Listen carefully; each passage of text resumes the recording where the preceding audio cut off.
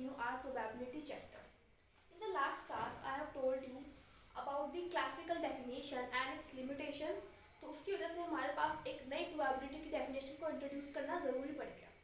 Next definition is of statistical or empirical probability. Now, what does this definition say?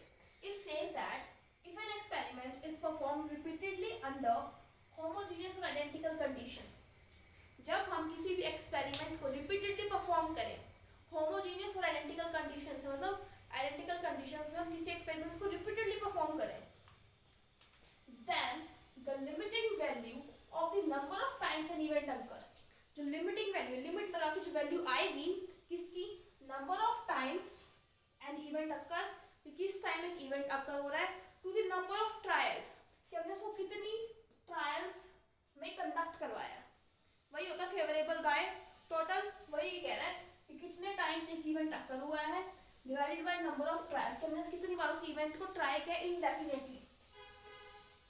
Large, क्योंकि हम basically coin toss करते हैं तो जो आउटकम्स होते हैं, टोटल आउटकम्स, वो बेसिकली लार्ज होते हैं, जो हमारे फेवरेबल आउटकम्स होते हैं, तो that why it is written large. It is known as the probability of happening of the event. उसको क्या बोलेंगे, probability of happening of the event. And it is being assumed that जो limit आएगी हमारी, जो पुट करेंगे वो finite होनी चाहिए, वो यूनिक होनी चाहिए. जो लिमिटिंग वैल्यू आएगी वो फाइनाइट आएगी और एक यूनिक वैल्यू आएगी. तो उसका एक्सप्रेशन देख लेते हैं. P is equal to limit n tends to infinity because n is basically large, m by n. Here m is the number of times an event occur and n is the number of trials that is taken indefinitely. That's the value. Now अब इसकी भी limitation है. That's why you have to introduce a third definition that I will discuss in the next video. इसकी limitation क्या है, यहाँ पे लिखा हुआ है कि कितनी बार भी रिपीट कर लो. अगर हम उस एक्सपेरिमेंट को large number of times repeat करें तो हमारे पास जो कंडीशन होती है ना वो होमोजेनियस और आइडेंटिकल नहीं रहती. अगर हम उस एक्सपेरिमेंट को large number of times perform करें, अगर हम कॉइन को 100 टाइम्स टॉस करें तो कंडीशन जो है वो होमोजेनियस और आइडेंटिकल नहीं रहती. Next, limit may not attain a unique value. Sometimes limit जो है वो यूनिक वैल्यू ऑब्टेन नहीं करती. That's why we have to introduce a new definition for the probability. Now let us continue our question that we were discussing in the first video. First question is, now in this question it is given you that a man is dealt 4 spade cards from an ordinary pack of 52 cards. Dealt मतलब निकाल देना. उसने क्या किया, उसको 4 spade card निकालने पड़े 52 pack of card में से. If he is given 3 more cards, अगर उसको 3 more cards दे दिए हमने, अब हमें बताना है कि जो हमने 3 कार्ड्स दिए हैं उसमें से कम एक तो हो स्पेड. जो हमने एडिशनल कार्ड, जो मतलब हमने 3 कार्ड्स को एक्स्ट्रा दिए हैं उसमें कम से कम एक कार्ड क्या होना चाहिए स्पेड. एक भी हो सकता है, 2 भी हो सकता है, 3 भी हो सकता है, एटलीस्ट मतलब 1 2 3 4 मतलब उससे ज्यादा. अब टोटल 52 कार्ड्स हैं. 52 कार्ड्स में से मेरे पास स्पेड होते हैं 13, बच गए 39 कार्ड्स. इतने कार्ड्स होते हैं मेरे पास स्पेड. ठीक है, मैंने उसमें से 4 कार्ड्स निकाल दिए तो कितने बच गए मेरे पास, 9 कार्ड्स बच गए, 39 तो है. ये तो लेफ्ट बच गए मेरे पास जो मैंने 4 कार्ड्स निकाल दिए. नाउ अब उसको 3 मोर कार्ड्स, अब उसको बेसिकली क्या करना है, 3 मोर कार्ड्स निकालने हैं और हमें प्रोबेबिलिटी बतानी है कि जो कार्ड्स निकाले हैं वो क्या होने चाहिए, स्पेड होने चाहिए. टोटल कार्ड्स कितने हो गए, 48. पहले तो हम टोटल आउटकम्स निकालते हैं. टोटल आउटकम्स क्या आएगा कि 48 में से मुझे 3 कार्ड्स भी देने हैं, 48C3. अब हमें निकालना है at least 1 additional card should be spade,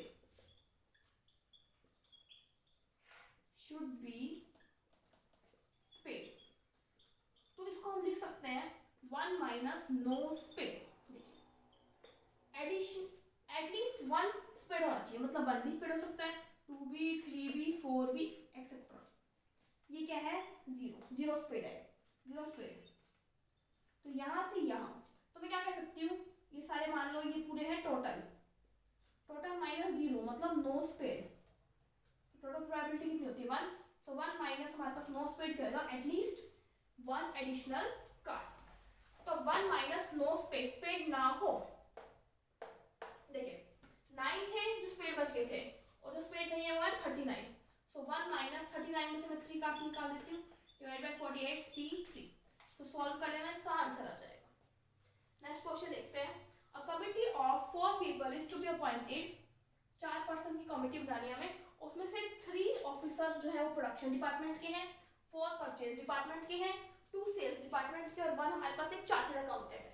find the probability that 1 from each category, मतलब एक हमारे पास प्रोडक्शन डिपार्टमेंट में से आए, एक परचेज डिपार्टमेंट में से आए, एक सेल्स डिपार्टमेंट में से आए और एक चार्टर्ड अकाउंटेंट आए, सब में से एक एक, और हमें ये सब चाहिए। पहले इसका मीनिंग समझते हैं, मतलब 1 इसमें से आए एंड, अब और नहीं होएगा, क्यों और क्यों नहीं होएगा, हमें ऐसे थोड़ी चाहिए कि इसमें से भी आएगा इसमें से भी आए, किसी में से भी आ जाए हम तो खुशी खुशी उसको एक्सेप्ट करेंगे, दैट इज नॉट, हमें ये भी चाहिए ये भी चाहिए, दिस एंड दिस, तो एंड यूज होएगा।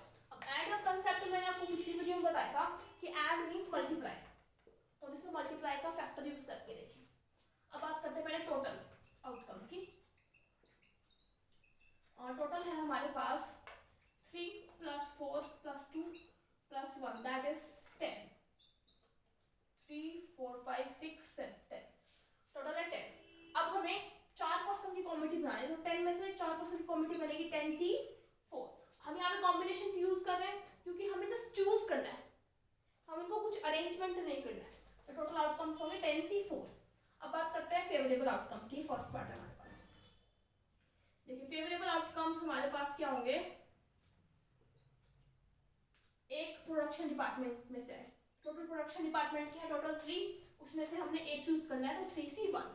अब मैंने अभी आपको बताया था कि एंड यूज करेंगे हम, दिस एंड, एक हमें चाहिए परचेज डिपार्टमेंट में से, तो 4C1, 4 में से एक चूज कर लिया, एक हमें चाहिए सेल्स डिपार्टमेंट में से इंटू 2C1, एक चार्टर्ड अकाउंटेंट चाहिए तो 1C1, this is favourable, so probability will be 3C1 into 4C1 into 2C1 into 1C1 को 1 लिख सकते हैं, divided by 10C4, that will be 3 into 4 into 2 divided by 10C4।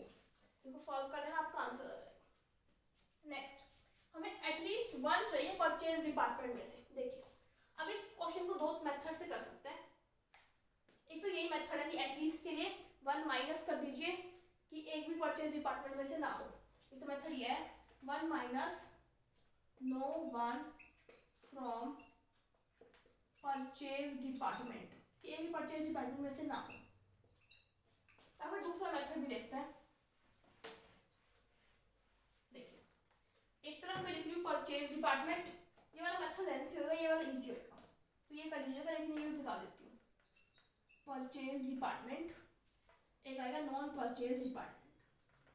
Purchase department में total है हमारे पास 4, और नॉन परचेज मतलब जिसमें प्रोडक्शन भी हो, सेल्स भी हो, चार्टेड भी हो, मतलब परचेज वाला ना हो, तो वो है हमारे पास 6।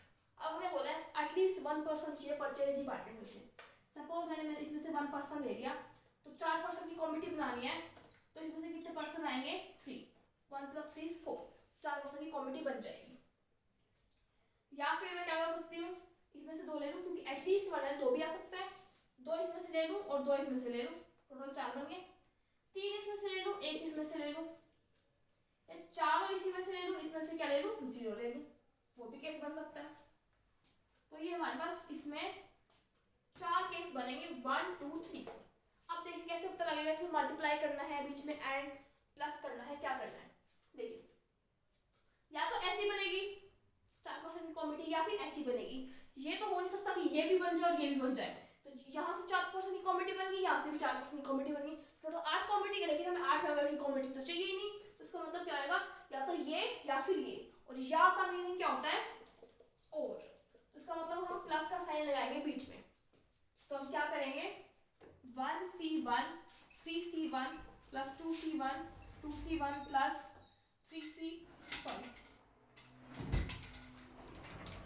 हम क्या करेंगे 4 पर्सन में से एक पर्सन चूज करेंगे, तो 4C1, यहाँ पे 6 में से 3 चूज किया तो 6C3 प्लस 4 में से 2 चूज किया तो 4C2, और इसमें से 6 में से 2 चूज किया तो 6C2।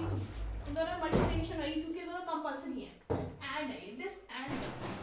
नेक्स्ट में आ जाएगा हमारे पास 4C3 और यहाँ आ जाएगा 6C1 plus 4C4 into 6C1 divided by, total हमारे पास नंबर है 10, 10 में से चूज करना है 4, तो 10C4।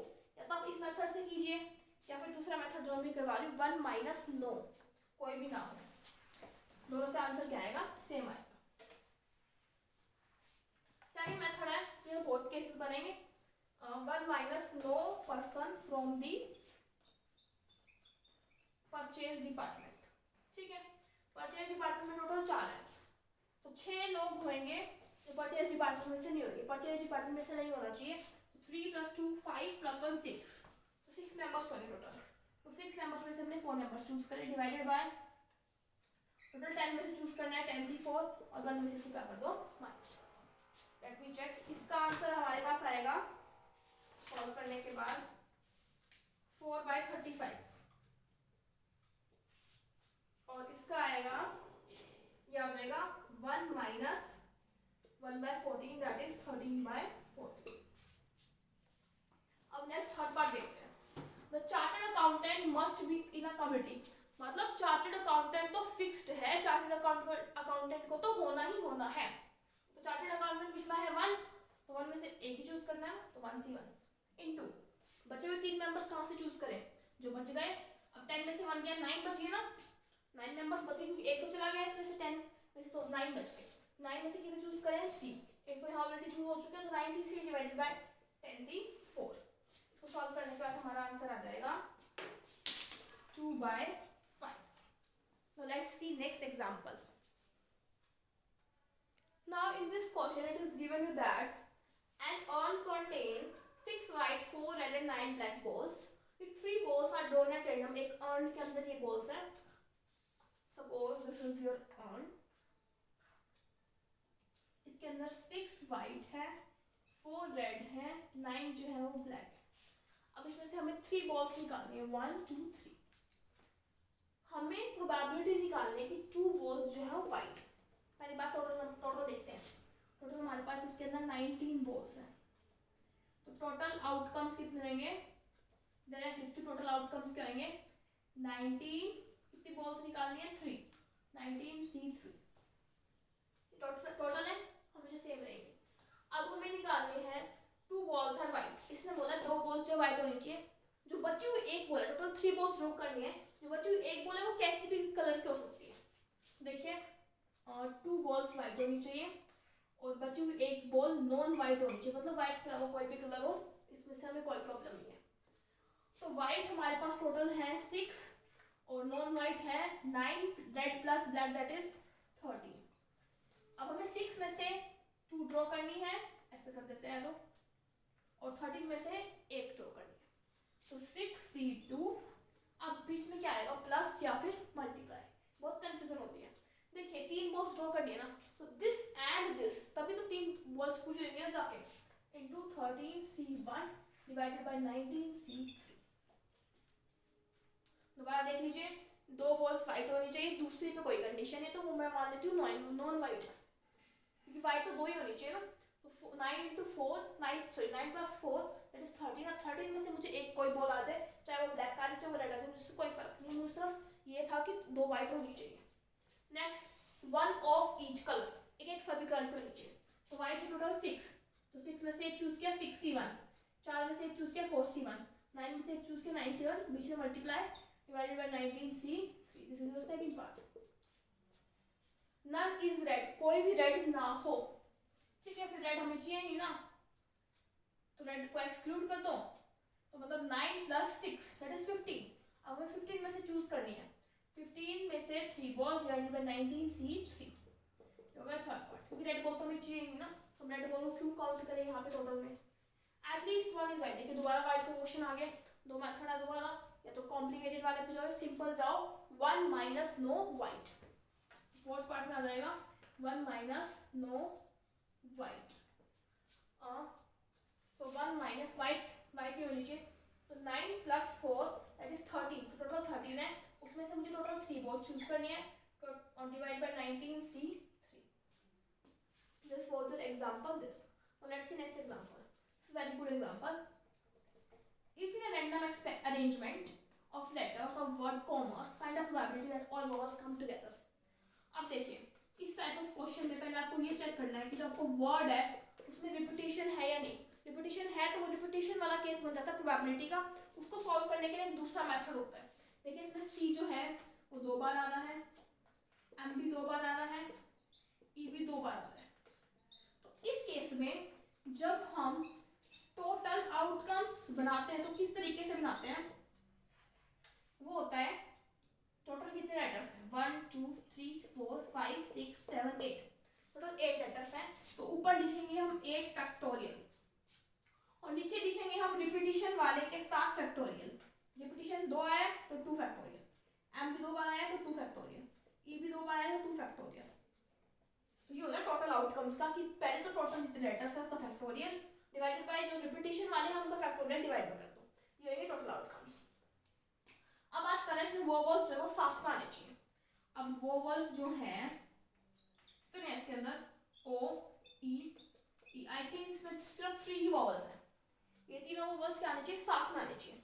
तो अब मैंने क्या किया, इन तीनों वोवेल्स को इकट्ठा किया, एक बोरी में बांधा और बाहर फेंक दिया। क्या फेंक दिया, बाहर फेंक दिया कि तुम्हें साथ में आना है तो एक बार तो साइड हो जाओ। जैसे मैम कहती है डांस में, अगर आप डांस करने जा रहे हो तो आप और आपकी दोस्त जा रहे हैं तो आप कहोगे मैम मैं तो मेरे दोस्त के साथ ही डांस करूंगी, मैं और किसी के साथ डांस नहीं करूंगी, तो मैम बोलेगी एक बार आप साइड में हो जाओ, बाकी बच्चों के पेयर्स बनाने दो। That is same the case, इनको हमने बोरी बनाई और एक बार बाहर फेंक दी कि तुम चिपके रहो एक बोरी के अंदर, जब हमें तुम्हारी नीड होगी हम तुमको बुला लेंगे। तो इनको निकालने के बाद मेरे पास कितने लेटर्स रह गए, 8 - 3 is 5 लेटर्स रह गए। फिर मैंने क्या किया, जो ओ ई की बोरी मैंने बाहर फेंकी थी, मैंने उसको बुलाया कि तुम आओ अंदर और इसके साथ जुड़ जाओ, लेकिन तुम्हें अलग अलग टुकड़ों में जुड़ने की जरूरत नहीं है। टुकड़ों में वैसे मतलब ओ अलग ई अलग, ऐसे टुकड़ों में मत जुड़ो, तुम साथ में बोरी में ही जुड़े रहो कि तुम्हें जिसके साथ भी बात करनी तो तुम तीनों साथ में जाओ। अब बोरी है, बोरी में से तो निकल नहीं पाएंगे वो। अगर मैंने आपके और आपके फ्रेंड का हैंड लॉक कर दिया तो आप दोनों अलग सेपरेट हो ही नहीं पाओगे, जिसके साथ भी बात करने जाओगे तो आप दोनों साथ में जाओगे। सिमिलरली इसको बोरी लाके इंट्रोड्यूस कर दिया अंदर दोबारा। टोटल कितने हो गए, 6, टोटल 6 मेंबर्स हो गए ना, क्योंकि इसको हम एक मेंबर काउंट करेंगे, एक यूनिट काउंट करेंगे, दैट इज 6। अब हमारे पास ये क्या कर दिया मैंने 5, हाँ तो 6 बन गए। तो हमारे पास फेवरेबल आउटकम्स कितने होंगे, फेवरेबल आउटकम्स कितने होंगे 6 फैक्टोरियल। टोटल नंबर्स कितने हो जाएंगे 6 फैक्टोरियल। अब इसमें देखिए 2 कॉमन है तो डिवाइड बाय 2 फैक्टोरियल, 2 कॉमन है मतलब ई 2 बार आ रहा है तो 2 फैक्टोरियल, एम भी 2 बार आ रहा है तो 2 फैक्टोरियल, सी भी 2 बार आ रहा है तो 2 फैक्टोरियल। तो ये फेवरेबल आउटकम्स बनेंगे, मुझे चेक कर लेना दीजिए।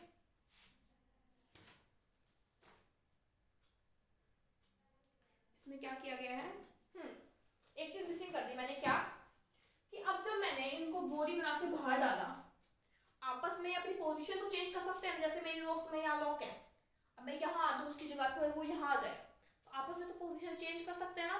तो इसलिए हम इसको 3 फैक्टोरियल से मल्टीप्लाई करेंगे, क्यों, क्योंकि आपस में एक दूसरे में डिस्प्लेस हो सकते हैं, इसलिए इसको 3 फैक्टोरियल से मल्टीप्लाई करेंगे। अब हमारा आंसर आ जाएगा 6 factorial 3 factorial divided by 2 factorial 2 factorial 2 factorial 8 factorial into 2 factorial 2 factorial 2 factorial, this is cancel. तो सॉल्व कर दीजिएगा। इस केस में दोबारा सुनिए क्या करना होता है, हमें जो नंबर्स को साथ में रखना होता है उसको एक बार हम साइड में कर देते हैं, बाकी नंबर्स को काउंट करते हैं और फिर उसको एज अ 1 यूनिट लाके इंट्रोड्यूस करके उसमें ऐड कर देते हैं और फिर उसका फैक्टोरियल ऊपर लिख देते हैं डिवाइडेड बाय बाकी नंबर्स का फैक्टोरियल। रिपीटिशन का केस है तो नीचे डिवाइड बाय फैक्टोरियल्स आएंगे जितनी बार नंबर कोई रिपीट हुआ है या लेटर कोई रिपीट हुआ है। Let's see the next example. Now in this question it is given that if the 4 letters of the word regulation are to be arranged at random, arrangement सही आपको समझ आना चाहिए कि permutation का क्वेश्चन है। What is the chance that exactly 4 letters between R और E, R और E के बीच में हमेशा क्या हो 4 letters। देखिए कोई repeated word नहीं है इसमें, कितने वर्ड्स हैं 1 2 3 4 5 6 7 8 9 10 11 वर्ड्स हैं, उनको अरेंज कर सकते हैं हम 11 फैक्टोरियल से। ये हमारे पास टोटल प्रोबेबिलिटी होगी, टोटल प्रोबेबिलिटी, ठीक है। तो टोटल आउटकम्स क्या हैं, आउटकम्स। अब बात करते हैं 11 1 2 3 4 5 6 7 8 9 10 11 1 2 3 4 5 6 7 8 9 10 11, ठीक। आर और ई के बीच में हमेशा कितने अक्षर आएंगे 4। सपोज मेरा आर यहाँ है 1 2 3 4, तो मेरा ई यहाँ पे होगा। केस 1, अगर मेरा आर यहाँ है तो ई यहाँ होगा 1 2 3 4। अगर आर यहाँ है तो ई यहाँ होगा। फिर अगर आर फोर्थ पोजीशन पे तो 1 2 3 4, तो मेरा ई यहाँ होगा। सिमिलरली अगर आर यहाँ है तो 3 4, फिर ई यहाँ होगा। अगर यहाँ आर है तो मेरे पास ई यहाँ होगा। टोटल 1 2 3 4 5 6। टोटल हमारे पास कितने केसेस बन रहे हैं इसके? लेट मी चेक कितने बन रहे हैं इसके। 6। तो 6 तरीके से इसके अरेंजमेंट पॉसिबल है, तो हम लिखेंगे 6 फैक्टोरियल। अब यूं तो बोला नहीं कि पहले आर आना चाहिए फिर ई, ऐसे भी तो हो सकता है ई और आर। तो हम भी तो कह सकते हैं कि आर और ई के बीच में भी 4 लेटर्स हैं, मतलब ये दोनों आपस में भी इंटरचेंज हो सकते हैं। तो ये दो आपस में इंटरचेंज हो सकते हैं 2 फैक्टोरियल से। डिवाइडेड बाय टोटल है 11, सो डिवाइडेड बाय 11 फैक्टोरियल। देखिए दोबारा ये 6 पोजीशन है, तो 6 बार 6 डिफरेंट केसेस हैं, तो 6 फैक्टोरियल। बची यहाँ पे 2, ये आर और ये आपस में इंटरचेंज हो सकते हैं, तो 2 फैक्टोरियल से इंटरचेंज हो सकते हैं, डिवाइडेड बाय 11 फैक्टोरियल। इसमें आंसर क्या है? अच्छा 11 फैक्टोरियल है क्या? नहीं, इसमें गलती हो गया। पहली बात हमें क्या करना है, इसमें से सिर्फ आर और ई चूज करना, तो 11p2 बनेगा। सिर्फ 11 में से हमें आर और ई को अरेंज करना, तो 11p2 बनेगा। तो नीचे आएगा 11p2। अब बात करते हैं 6 फैक्टोरियल की। ये 6 आएगा सिंपल, इनटू 2 फैक्टोरियल आएगा। 6 क्यों आएगा? क्योंकि 6 केसेस बन रहे हैं ना, 6 तरीकों से तो अरेंज नहीं हो रहा ना। मतलब कि अगर 6 तरीकों से अरेंज होता तो 6 फैक्टोरियल आता, मतलब 6 बार इसकी पोजीशन इंटरचेंज हो जाती। ऐसा तो कुछ नहीं है ना। देखिए एक केस ये बन रहा है, 2 ये 3 4 5 6, 6 into 2 factorial divided by 11p2. If p, find the probability showing 4s साथ में आए मिसिसिपी में, 4s साथ में आए, तो इसमें आपकी बुक में तो अलग मेथड बता रखा है। मैंने जब भी आपको मेथड बताया था कि अगर कोई भी चीज साथ आना चाहती है तो उनको साथ आने दो, उनको एक सैक में बंद करो और उसको बाहर करो। तो पहले देखते हैं मिसिसिपी में MISSISSIPI,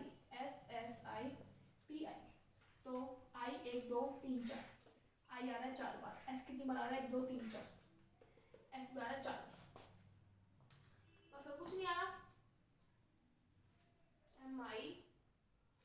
MISSIPPI आएगा यहाँ, PPI, तो P भी आ रहा है 2 बार। ठीक है, तो लेटर्स कितने हैं इसमें? 1 2 3 4 5 6 7 8 9 10, तो 10 है। 10 फैक्टोरियल, कोई रिपीट हो रहा है तो उसको नीचे लगा के क्या लिख दो? फैक्टोरियल में लिख दो। 4 फैक्टोरियल 4 फैक्टोरियल 2 फैक्टोरियल। ये हमारे पास टोटल आउटकम्स है हमारे पास। अब बात करते हैं 4s साथ में आना चाहते हैं, तो भाई निकालो उनको बाहर 4s को। यहाँ पे ना 10 नंबर नहीं 11 नंबर्स हैं, यहाँ पे p और 1 आ चुके हैं। अब 4s साथ में आना चाहते हैं, तो 11 में से 4 गए, कितने हो गया? 7 आ गया ना। हाँ, 4 निकाल दिए, आ गया 7। अब उन 7 को, सॉरी ये 4 है, इन चारों को मैंने एक बंडल में बंद किया, S S S S, उसको बाहर फेंक दिया, बच गया यहाँ पे 7 नंबर। फिर मैंने ये सैक दोबारा इंट्रोड्यूस किया एज 1 यूनिट, तो इसके साथ कंबाइन हो गया तो टोटल बन गए 8। अभी अरेंज कैसे होंगे देखिए, 1 2 3 4 5 6 7 1 2 4 5 6 7 8 7। देखिए यहाँ पे कोई नंबर आए, यहाँ पे कोई नंबर आए, यहाँ पे कोई लेटर आए, सपोज देख लेते हैं। M आ जाए यहाँ पे, यहाँ I आ जाए, यहाँ पे ये बंडल आएगा S S S S, जहाँ पे भी जाएगा ये बंडल आएगा। तो वो यहाँ पे I आ जाए, यहाँ P फिर दोबारा I, तो कुछ हो गया है। अब अगर दोबारा इसकी इंटरचेंज करें पोजीशन, सपोज ये यहाँ पे I आ जाए और यहाँ पे ये बंडल आ जाए, पूरा बंडल मूव करेगा हमारे पास, तो इस तरीके से अरेंज होंगे। तो अभी अंदर आ गया, तो अभी टोटल ये सारे 8 नंबर, इस ये भी एक नंबर मान लो पूरा, या लेटर मान लो, ये 8 फैक्टोरियल से अरेंज कर सकते हैं, डिवाइडेड बाय। अब जो रिपीटेड नंबर हैं वो कितने हैं? S तो चला गया, तो 4 फैक्टोरियल डिवाइडेड बाय 2 फैक्टोरियल। अब हमें ऐसे मतलब नहीं, क्योंकि वो बंडल में बनता है, तो ये हमारे पास फेवरेबल आउटकम हो जाएंगे। तो प्रोबेबिलिटी बनेगी हमारे पास 8 factorial 4 factorial 2 factorial divided by 11 factorial 4 factorial 4 factorial 2 factorial को सॉल्व आउट करें ना, आपका आंसर आ जाएगा। नेक्स्ट क्वेश्चन देखते हैं। 25 books are placed at random in a shelf. 25 books जो है हमारे पास शेल्फ में रैंडम पड़ी हुई हैं. Find the probability that a particular pair of books shall be always together. एक कोई पर्टिकुलर बुक है, पर्टिकुलर बुक्स हैं, वो बोल रही है हमें साथ रहना. सबको साथ रहने की आदत हो चुकी है प्रोबेबिलिटी में. प्रोबेबिलिटी को भी साथ साथ करना ताकि आपका भी कोऑर्डिनेशन, आपका भी साथ बना रहे. प्रोबेबिलिटी के साथ नहीं, प्रोबेबिलिटी आपको एक बंडल में बांध करके फेंक देगी कहीं. ठीक है. अब 25 बुक्स हैं शेल्फ के अंदर placed. Find the probability a particular pair of books जो है हमारे पास. फर्स्ट पार्ट है ऑलवेज टुगेदर. सेकंड पार्ट है नेवर टुगेदर. ओके, कभी भी साथ में ना है. देखिए 25 में से सपोज 2 बुक्स चाहिए ना, और ये क्या लिखा है इसमें, ऑलवेज टुगेदर. ठीक है. और 25 बुक्स अपने आप को कैसे अरेंज कर सकती हैं, 25 फैक्टोरियल से. अब 2 बुक्स बोल रहे हैं हमें साथ आना है, तो 25 माइनस 2 दैट इज 23. अब हमने क्या किया, 23 बुक्स यहाँ रख दी. उन 2 बुक्स को सैक में डाला, फेंक दिया, और फिर वापस इंट्रोड्यूस किया एज 1 यूनिट. तो टोटल हमारे पास कितना होगा, 24 चीज़ें. 24 चीज़ें होंगी, 24 बुक्स होंगी. अब 24 बुक्स को, मतलब जैसे मैंने दोनों बुक्स को एक दूसरे के ऊपर रखा और मैंने उनको साइड में से छीन दिया, वो एक बुक बन गई ना. तो ऐसे एक बुक बन गई, ये पूरी एक बुक है. अब टोटल बुक्स होगी हमारे पास 24 बुक्स. 24 बुक्स को हम कैसे अरेंज कर सकते हैं, 24 फैक्टोरियल. अब जो मैंने 2 बुक्स का मैंने बंडल बनाया है, या तो मैं ये वाली बुक ऊपर रखूँ, ये वाली बुक नीचे रखूँ, जिसमें मेरा मार्कर रखा हुआ है. ये बुक ऊपर, ये बुक नीचे, या फिर ये वाली बुक ऊपर और ये वाली नीचे. तो आपस में 2 वेज से अरेंज हो सकती है. तो into 2 factorial divided by total है 25 फैक्टोरियल. तो आ जाएगा 2/23. अभी बोल रहे हैं वो बुक्स कभी भी साथ में ना आए, कभी भी साथ में ना आए. तो हम क्या कर सकते हैं, 1 माइनस हमेशा साथ में आए. हमेशा साथ में आए क्या है, 2/25 so 1 minus 2/25 that is 23/25. It is 23/25. Now let's see next question. Now in this question it is given that n persons are seated on n chairs at a round table. एक round table में बैठे हैं n person. Find the probability 2 specific persons sit next to each other. कि round table में 2 person हमेशा साथ में बैठे हैं. अब ये बेसिकली एक सर्कुलर परम्यूटेशन का क्वेश्चन है. सर्कुलर परम्यूटेशन में क्या होता है कि अगर n पर्सन्स एक राउंड टेबल पे या किसी सर्कल में बैठे हैं, तो उसका जो फैक्टोरियल लेंगे हम वो लेंगे n-1 फैक्टोरियल. जो टोटल आउटकम्स लेंगे वो लेंगे हम n-1 फैक्टोरियल. ये रूल है.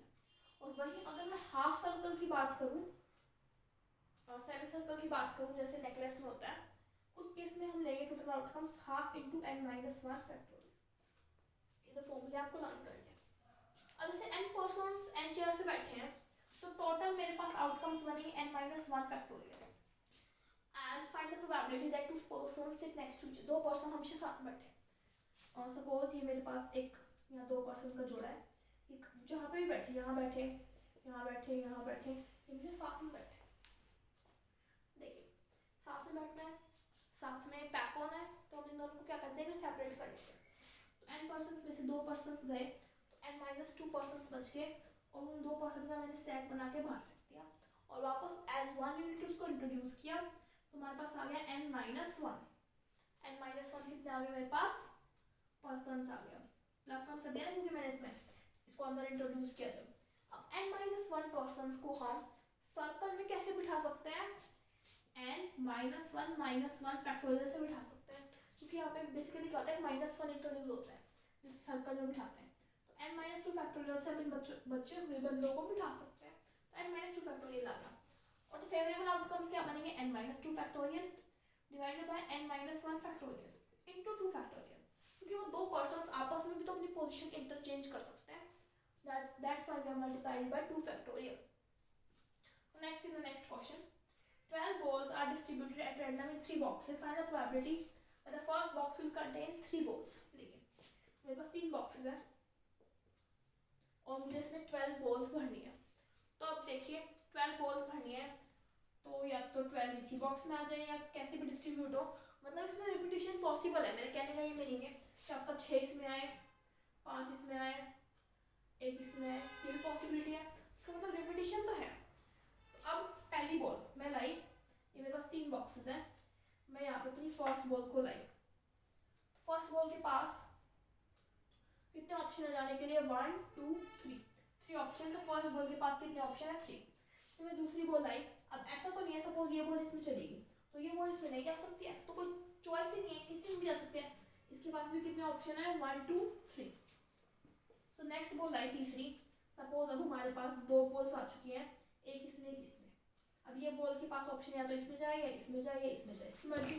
नेक्स्ट के पास भी 3 ऑप्शन है। तो ऐसे ऐसे ऐसे कितने ऑप्शन है, 12 ऑप्शन है हमारे पास, 12 टाइम्स, क्योंकि 12 बॉल आएंगे ना, 12 बॉल।